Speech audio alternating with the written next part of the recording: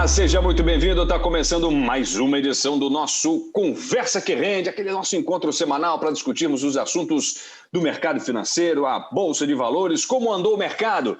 Venha se juntar a gente, vamos ficar muito bem informados para você fazer investimentos cada vez mais inteligentes. Hoje temos Carlos Eduardo Wing com a gente. Tudo bem, Cadu? Bem-vindo. Boa noite, pessoal. Prazer estar aqui novamente, falar bastante aí dessa semana de recorde do Ibovespa. Verdade.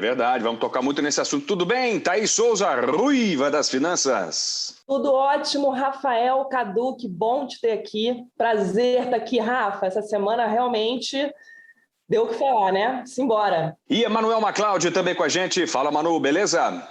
Fala, pessoal. Boa noite. Prazer estar aqui com vocês. E eu não podia ficar de fora, né? Alta histórica do Bovespa, eu tenho que... Máxima histórica, eu tenho que participar desse, Rafa. Não podia ficar. Você é um otimista incorrigível, não podia perder esse, né? Rumo aos 180 mil pontos. Calma.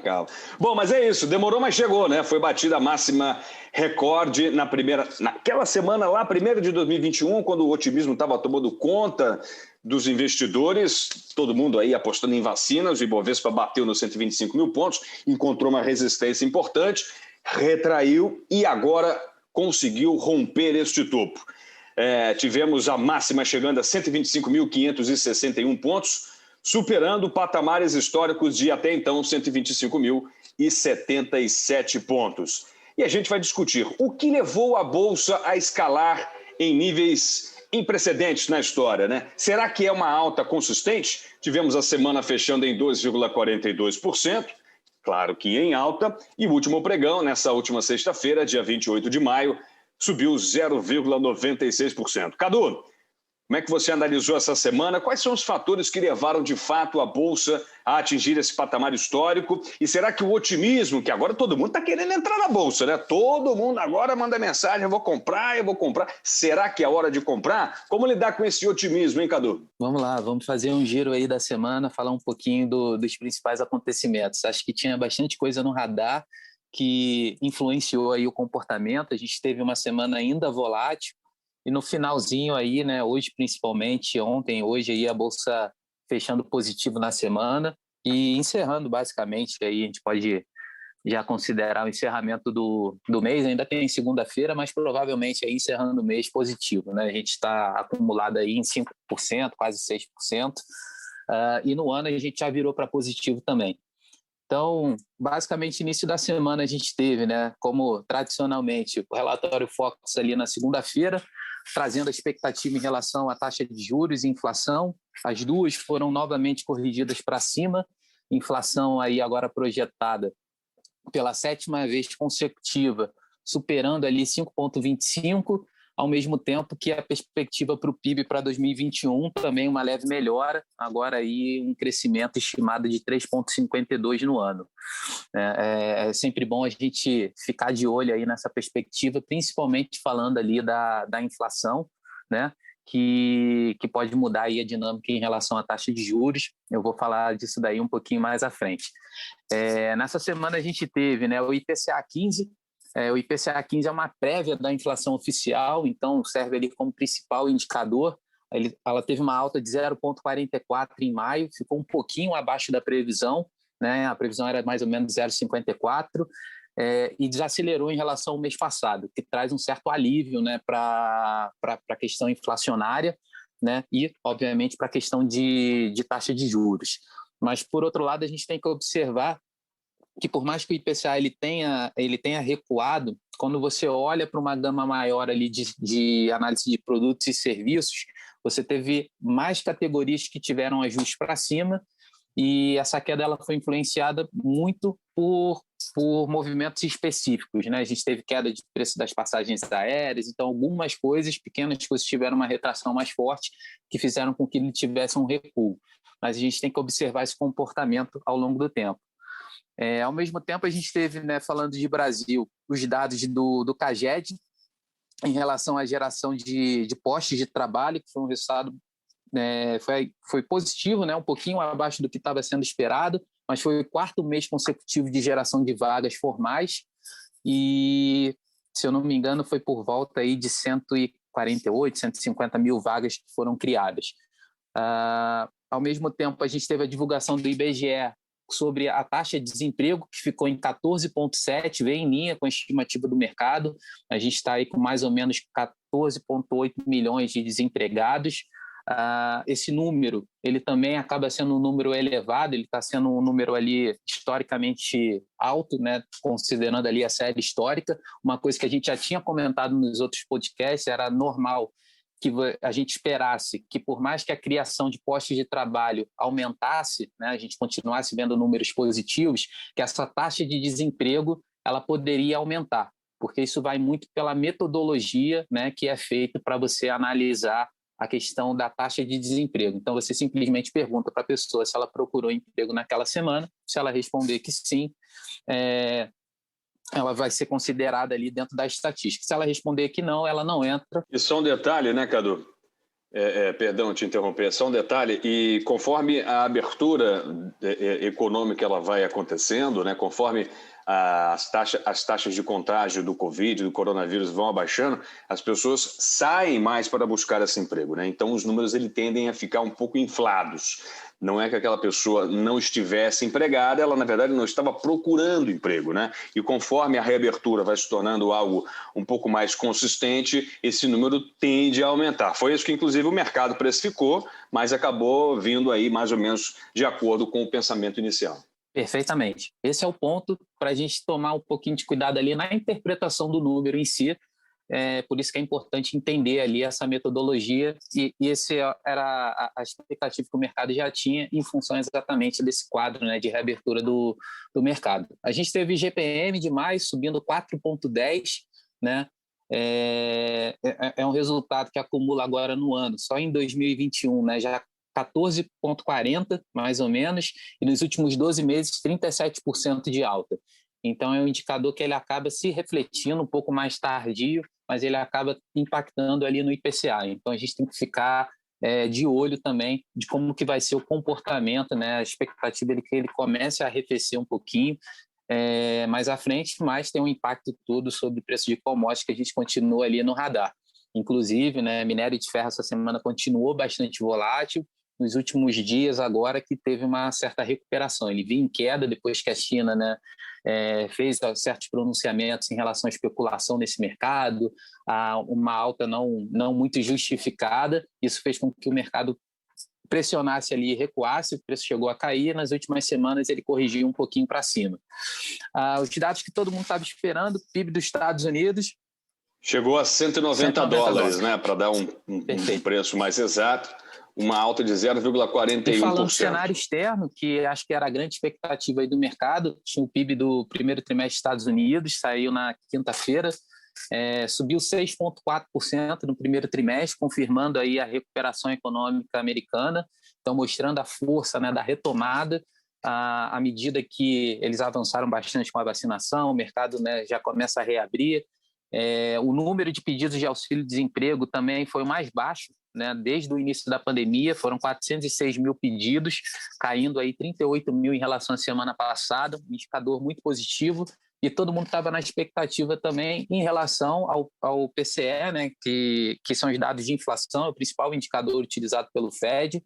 Ele teve um avanço de 0,6, um pouquinho ali acima de algumas estimativas, mas meio que em linha com o que o mercado meio que projetava. Então, não chegou a mudar a perspectiva, né? Não trouxe nenhuma preocupação em relação a uma antecipação sobre a taxa de juros americana. Inclusive, o Fed, essa semana, diversos pronunciamentos foram feitos na linha de que eles acreditam, né? Continuam batendo nessa observação, nessa análise de que essa inflação ela é temporária. Então, esse discurso ajudou também os treasuries americanos a recuar e trouxe um pouquinho mais de alívio para os mercados de maneira geral. Então, acho que essa foi a conjuntura que levou, né, o mercado a ficar um pouco mais otimista. A nossa bolsa, né, muito atrelada ao setor de commodities, né, seguindo muito esse aspecto internacional. Ao mesmo tempo, teve o discurso do Biden com a questão do orçamento, né, colocando ali uma proposta de 6 trilhões de gastos, então isso tudo impulsiona ainda mais essa retomada do crescimento.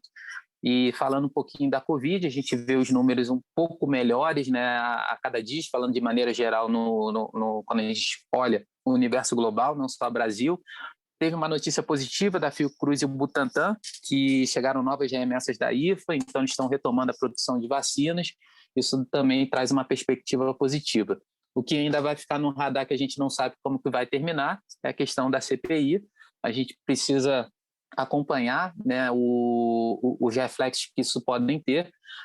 E uma outra questão que entra no radar do lado fiscal, o Paulo Guedes, no início da semana, se eu não me engano, né, junto com a equipe econômica, se cogitou, vem cogitando uma prorrogação do auxílio emergencial. Isso levanta um pouquinho da bandeira de alerta do lado fiscal. Então, a gente tem que ver aí o que vai ser proposto mais à frente, como que vai ser feito esse tipo de medida. Se falou até de um ajuste ali no Bolsa Família, né? Existe essa preocupação com o lado fiscal que vai continuar no radar. Cadu, acho que vale a pena a gente falar um pouquinho também, né, com essa retomada mundial, aí, esse crescimento americano, e não é só americano, né, assim, você vê que a Europa essa semana divulgou dados de sentimento econômico, né, quer dizer, atingiu a máxima, eles têm um índice de sentimento, né, econômico que eles fazem essa medição, atingiu uma máxima aí dos últimos 3 anos, com o setor de serviço puxando, né, que é o que impulsiona a Europa. 2/3 da economia europeia é puxada pelo setor de serviço.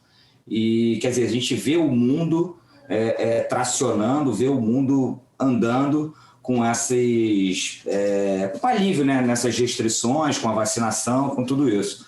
Então, eu acho que isso tudo colabora para um cenário positivo aí nos próximos meses, acredito eu, se não houver nenhuma reviravolta, alguma segunda, terceira, quarta, quinta onda aí, né, de contaminação. Bom, tivemos o dólar aí chegando a patamares interessantes, recuou bastante na semana, 2,62%, cotado aí a R$ 5,2123, um recuo de 0,82% nessa sexta-feira, Thaís. É um dólar um pouco mais civilizado, né? Para patamares, quer dizer, né, continua sendo absurdamente alto, mas pelo menos a tendência de queda, mostrando que a moeda brasileira está se fortalecendo, né? Como é que o investidor está percebendo essa movimentação? Fala, Rafael. Pois é, como você falou, a gente está com um dólar aí um pouco mais civilizado, né? Mais animador para quem está do lado de cá, né? Do lado do Brasil. Bom, o investidor, ele, logicamente, que vê isso com bons olhos, né? Mas sempre fica aquela duvidazinha pairando no ar, assim, será que vai se sustentar, será que não? Mas eu fico feliz com esse dólar aí um pouco mais recuado, né? Sem dúvida, acaba atraindo o investidor para outras opções, né? A gente tem aí alguns fundos de investimentos que estão atrelados ao dólar, e isso acaba realmente ficando mais interessante. Cadu, esse movimento do dólar, você avalia que é um movimento mais sustentado, né? Ou seja, vamos começar a trabalhar com dólares em patamares próximos de 5,20, 5 baixo, ou não? É só uma euforia um pouco nova, justamente por esse crescimento econômico mundial um pouco mais forte? Dólar é sempre difícil a gente fazer qualquer tipo de projeção aí de médio ou longo prazo. Na minha percepção, a gente observou nas últimas semanas, né, no mês de maio, a gente pode falar especificamente uma entrada de investidores estrangeiros e uma entrada muito para o mercado de renda variável, né, investimentos em ações. Eu acho que o mercado brasileiro... A bolsa dolarizada está muito barata, né? Isso acaba atraindo mais os investidores, né? Exato. Eu acho que esse alívio, né, no cenário, essa preocupação inicial de que se fizesse um movimento de alta de juros é algo que não vai acontecer no curtíssimo prazo, estou falando aí de um ano e meio, acho que esse cenário não vai mudar, o Banco Central Europeu deixou isso muito claro, a maior preocupação era em relação aos Estados Unidos, e o FED está corroborando com esse discurso, aparentemente a política de juros pelo menos não deve mudar. O Caio até comentou na semana passada, se a gente tiver alguma mudança, ela vai estar muito mais voltada, num primeiro momento, para uma retirada de estímulos, que é uma redução ali na recompra desses títulos, na injeção de liquidez que ainda é feita mensalmente, né, na economia. E o lado do dólar em si, eu acho que ele vai continuar bem volátil, mas não vejo ele recuar muito, tá? Eu acho que o cenário de Brasil, essa questão política ainda vai mexer um pouquinho, vai adicionar aí uma pimentinha que vai manter esse risco do Brasil um pouquinho mais elevado. A gente tem essa questão da CPI, a gente tem ano que vem um ano eleitoral, eu acho que não é nada que vai mudar a direção de maneira significativa para o mercado, né? Eu acho que a gente vai seguir muito atrelado com o cenário externo, mas ainda assim vai ter um prêmio de risco ali adicional. Acho que o dólar ainda vai ficar um pouquinho pressionado. Eu não imagino o dólar abaixo de R$5, tá? Se alguém for perguntar se eu acho que o dólar vai para baixo, eu acredito que não. Ele vai oscilar ali, mas ainda vai se manter em 5 e alguma coisa, pelo menos até o final do ano e provavelmente até meio do ano que vem ali. Eu pelo menos sou dessa linha. Se não baixar agora, vai demorar para baixar, porque ano que vem tem eleições, a gente sabe o risco que isso gera e leva para o mercado. Aquela viagem, então, Manu, que a gente estava programando, então vai ter que ser mais cara, é isso? Rafa, eu acho que ela vai ser mais cara mesmo, porque eu concordo com o Cadu, com toda essa instabilidade que a gente tem aqui, aí você tem CPI, tudo isso, né, ano eleitoral, mas teve um fator que a gente precisa chamar a atenção também, que foi a inflação nos Estados Unidos, né, que apesar de todo esse crescimento econômico, de tudo isso que está acontecendo lá, a inflação lá está alta, né, e uma das formas de você controlar a inflação é subir juros, né, é o que está acontecendo aqui no Brasil, a gente está vendo essa escalada da nossa taxa de juros para controle inflacionário. E o que acontece? Os Estados Unidos está com uma inflação que eles nunca tiveram. Assim, está em recordes históricos. Então, assim... Esse até o 3,5%, né? Veio realmente bem acima, inclusive acima do que o Jerome Powell, presidente do Fed, projetava e indica como inflação saudável, girando na casa dos 2%, ou seja, está aí em 3,5%. Então, é realmente para acender os alertas. Pois e aí com isso, o que acontece? Se o Banco Central americano resolver mexer nessa taxa de juros, isso impacta aqui também, né, de forma... Porque aí você deixa de ser um canalizador, quer dizer, para de entrar tanto dólar aqui, e aí, obviamente, o nosso câmbio começa a subir, né? Então, eu acredito também nisso daí, Cadu. Eu acho que a gente vai ficar com o dólar aí por volta dos 5,20 que a gente está hoje, né? Eu acho que não tem muito espaço para cair, mas o dólar já deixou muito economista aí envergonhado, né? Então, o dólar é sempre uma incógnita. Envergonhado e sem emprego, né? É verdade, eu não me atrevo aí a fazer muita aposta. O pessoal brinca, né, que o dólar veio para ensinar humildade aos economistas. Então, não vou me atrever aí a tentar adivinhar como é que vai fechar o ano. Acho que tem que acompanhar. Por outro lado, tem um aspecto positivo, né? Até saiu dados dessa semana, pelo menos o setor de turismo ainda está um pouco devagar, mas a parte de aviação, pelo menos doméstica, tem aumentado o número de passageiros, né? Então, conforme essa vacinação vai avançando, uma coisa que até a Thaís comentou em outros podcasts com a gente aqui, né? Quando a gente comentou ali de algumas áreas, o que a gente apostaria, ela falou do setor de turismo, falou do setor de aviação, se especula agora até saiu essa semana, né? Uma especulação entre a Azul comprar a Latam, se fala um pouco desse setor se ter algumas fusões aí no meio do caminho, né? Então a gente começa a observar uma mudança mesmo de comportamento dentro disso que a gente falou, né? Dessa reabertura, do crescimento, da retomada das atividades econômicas. A gente ainda tem alguns gargalos em alguns setores, né? Mas a tendência é isso. Um lado que chama a atenção, que eu acho que é importante a gente comentar, falando de Brasil e inflação, teve essa semana, não sei se foi ontem ou hoje, posso estar um pouquinho perdido na data, mas a questão do risco hidrelétrico, né? A gente continua com níveis de reservatório muito baixos, e em junho tem uma nova revisão tarifária, a gente já está na bandeira vermelha desde maio, e pode ser que ajuste de novo. Esse é um problema silencioso que poucas pessoas estão dando atenção. O regime de chuvas, desde o ano passado, veio bem abaixo do projetado, né? Porque, assim, as hidrelétricas, elas fazem uma projeção do regime de chuvas. A gente teve aquela crise hídrica lá por 2014, 2013, que atingiu 2015. Realmente... Por aí, exatamente. Eu digo mais recente, né? O apagão foi lá no governo Fernando Henrique em 2001. Eu digo até de uma maneira mais recente. A gente teve uma crise hídrica severa, sobretudo ali no Vale do Paraíba, né? Assim, região de São Paulo. Quem não lembra do volume morto, né? Todo dia o pessoal ficava fazendo as contas de quanto estava o nível dos reservatórios, o volume morto e tal.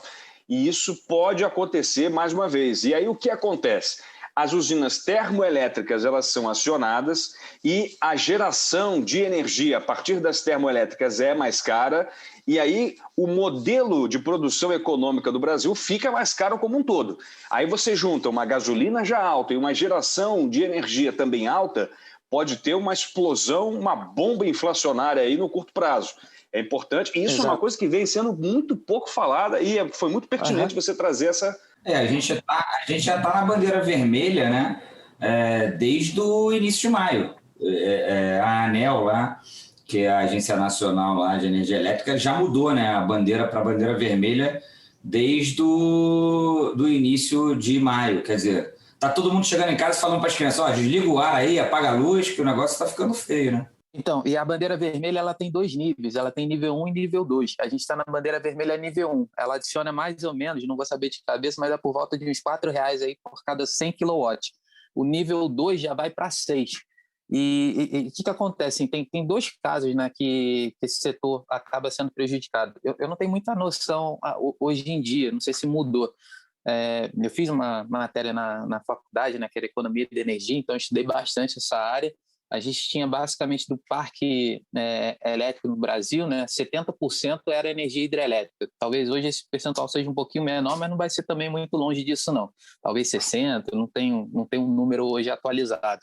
Com Belo Monte, Cadu, chegou até a aumentar esse patamar. Se eu não me engano, rompeu aí os 80%. Se não me engano, posso até consultar, mas a construção de Belo Monte, né, enfim, que foi até muito polêmica, ela fez com que o Brasil tivesse uma matriz energética praticamente livre de carbono, né? 85% eram de fontes renováveis e de fontes hidroelétricas. Quando a gente vai olhar assim, para o crescimento, que o pessoal tem feito muito de investimento, é um investimento em energia eólica, energia solar, principalmente eólica, né, que tem ali uma participação até um pouquinho mais relevante. Só que você tem uma dificuldade na distribuição e para você fazer o que a gente chama de despacho, né, você acionar. Quando você fica com um volume ali menor, né, de produção, potencial menor de produção nas hidrelétricas, você faz exatamente o que o Rafa falou, você vai lá e despacha uma termoelétrica, o custo da geração de energia de uma termoelétrica é muito maior, né, e esse custo maior ele é repassado, né, e obviamente, você falando de energia, você tem um efeito em cadeia dessa inflação. Cadu, rapidamente te interrompendo, a gente tem 82% da energia elétrica produzida no Brasil vindo das fontes hidroelétricas. São 140 usinas em funcionamento para a produção de eletricidade. Pois é, energia hidráulica é a fonte renovável mais utilizada. Depois temos biomassa, eólica, solar. Exato. Solar, infelizmente, ainda muito, muito pequena, né? Dado o imenso território brasileiro, apenas 0,01% da energia é por produção fotovoltaica. E essa mudança, né, que pode ocorrer já na semana que vem, né, a partir de junho, não sei se vai mudar para a bandeira vermelha 2, isso pode adicionar um cálculo que talvez não esteja ali muito previsto pelo mercado na questão da inflação. Então, a gente tem que ficar de olho aí nessa questão, de como que vai ser ao longo do ano. A gente está saindo, né, o período de chuvas ali, ele vai normalmente até abril, então a gente já passou, a gente está entrando no período, né, de mais seco, digamos assim, e só volta lá para o final do ano, quando começa a chegar ali o novo período de chuvas, acho que novembro, dezembro ali, que retoma esse ciclo ali hídrico para você ter uma expectativa, né, de maior produção. Então, é uma coisa de ficar de olho, né? E conforme cai o volume também das represas, na verdade, a quantidade de água ali muda também a capacidade de produção. Então, quando você tem um volume de água mais baixo, o potencial de produção fica menor. Então, você tem um outro efeito que não é muito bem calculado.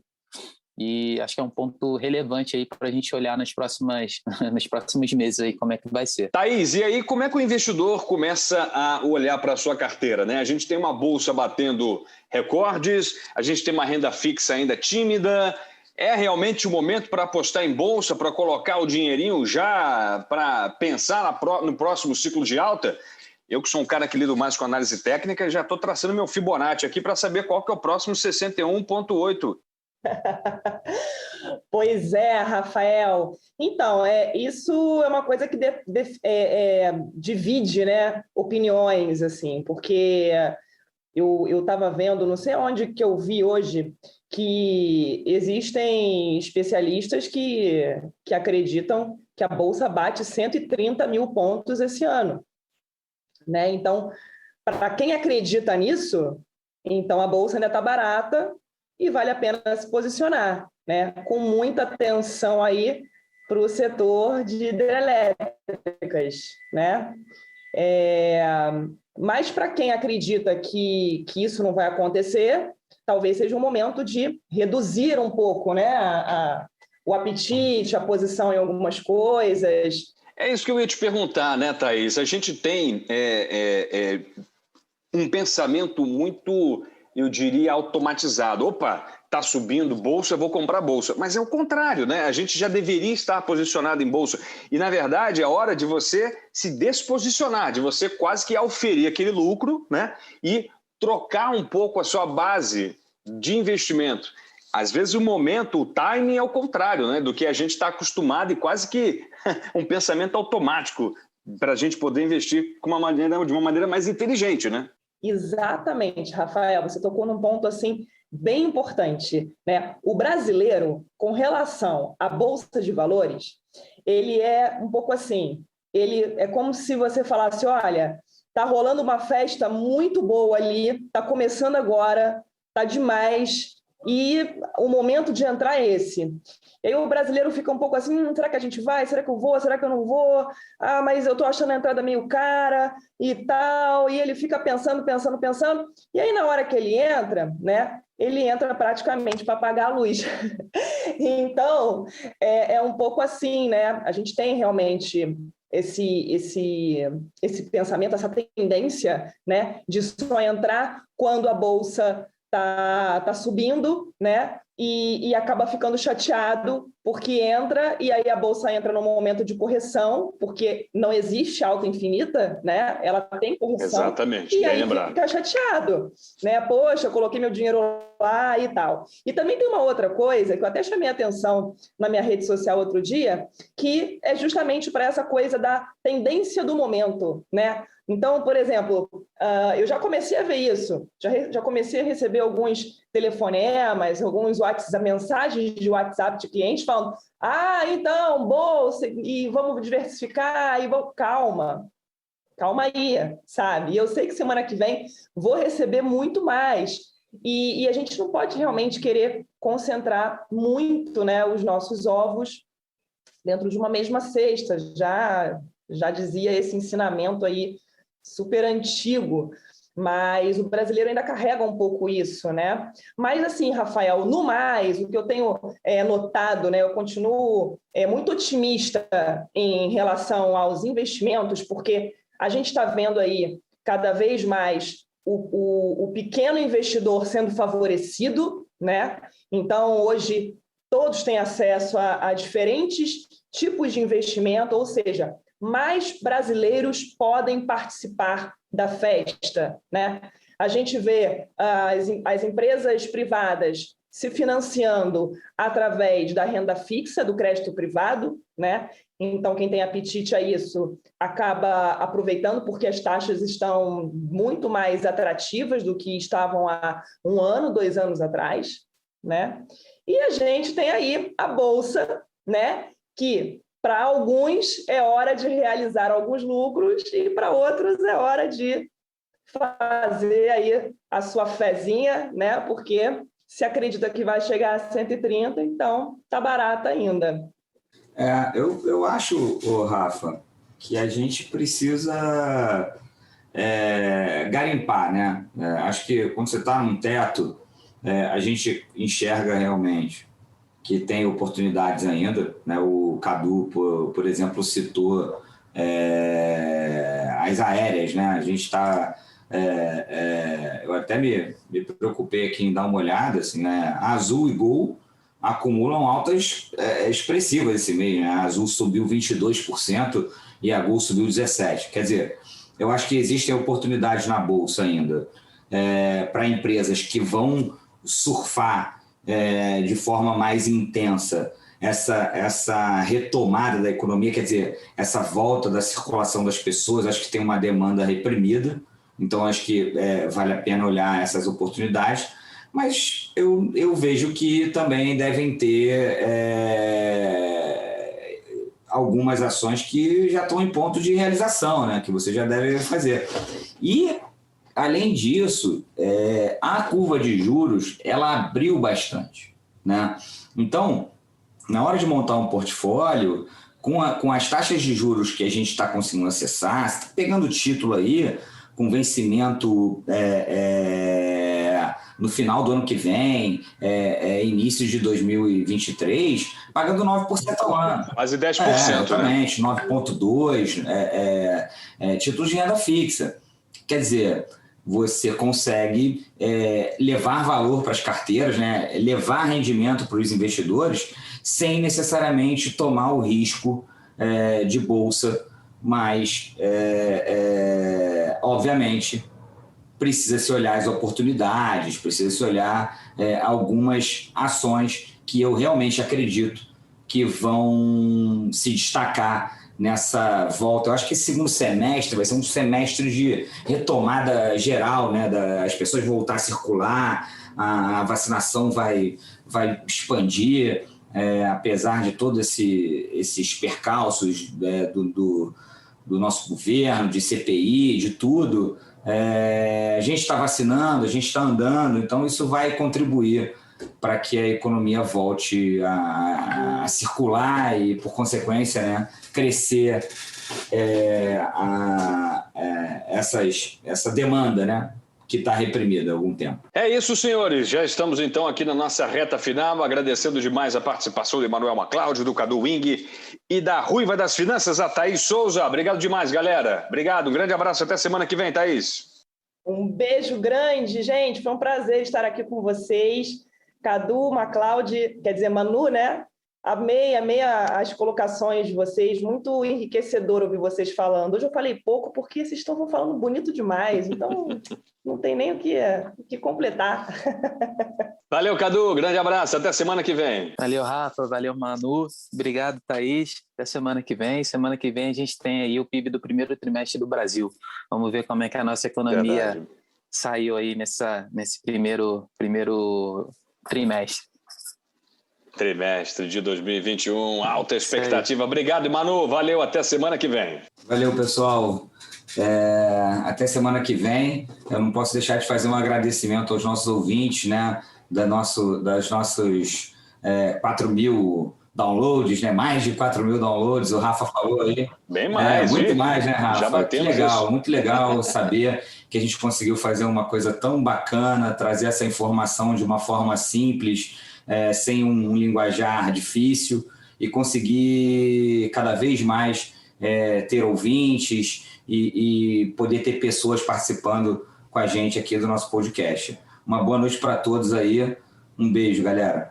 Obrigado, valeu. Eu duvido que você vai perder dinheiro ouvindo esse podcast. Espalha para geral. Claro, assine nas nossas redes sociais. Estamos no LinkedIn, Maclaud Partners, no Instagram, instagram.com/Maclaud. Vamos juntos. E semana que vem a gente está de volta. Obrigado pelo prestígio da sua audiência e até a próxima. Tchau, tchau.